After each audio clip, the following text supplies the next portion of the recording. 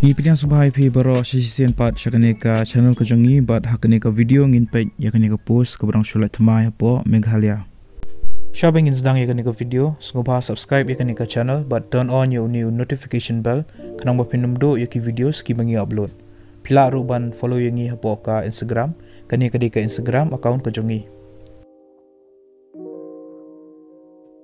Yakani ka post la palat daka District Social Welfare East Gentle Hills District mentau benai Arajar Arpuar. Ka kerteng jangan ka post kadai Police Facilitator Officer. Bat yakani ka post kin sepenlong ya ka walk-in interview haka khat lai terik benai January Arajar Arpuar. Yakani ka post Police Facilitator Officer ka balai kawai ka salary lani ka tulap kadai 10,000 hak si benai. Ka jaka jang ka posting kadai hak clear riat.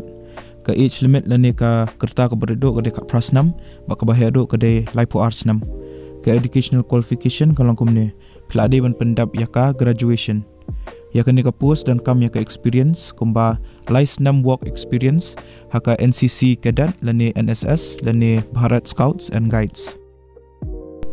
Ki candidates ki belong eligible baki bakwa ban apply kani ka post pihak ban ra load yaki original documents baki certificates ki jong pi kum ki mark sheets ki certificates jong ka matric bat chaneng ka birth certificate bat ki experience certificates bat ki wiru syakani ka interview. Yakani ka walk-in interview kin sepanlong hakani ka office chamber of the Deputy Commissioner East Gentle Hills District Klik Riat.